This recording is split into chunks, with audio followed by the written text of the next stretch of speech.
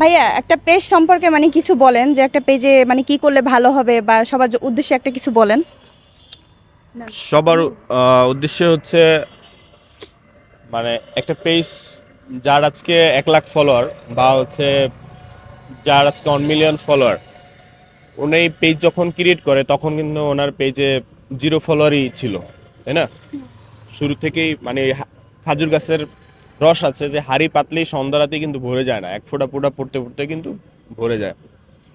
তো নতুনদের জন্য এটাই থাকবে, নিয়মিত কন্টেন্ট বানানো এবং ডে বাই ডে ভালো করা, ডে বাই ডে ভালো করা এবং নিয়মিত কন্টেন্ট বানানো, এটা হলেই চলবে। কারণ একটা মানুষ ভিডিও দেখবে, সে কিন্তু তার জীবন থেকে সময় লস করে এবং এমবি খরচ করে, দুইটা কিন্তু টাকা এবং সময় দুইটা কিন্তু ইম্পর্টেন্ট।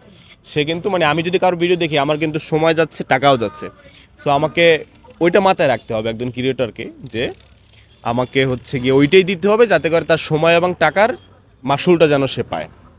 তো আপনার জন্য শুভকামনা রইলো, ভালো ভালো ভিডিও বানান, কন্টিনিউ করেন, বেশি বেশি ভিডিও বানান। ধন্যবাদ ভাইয়া।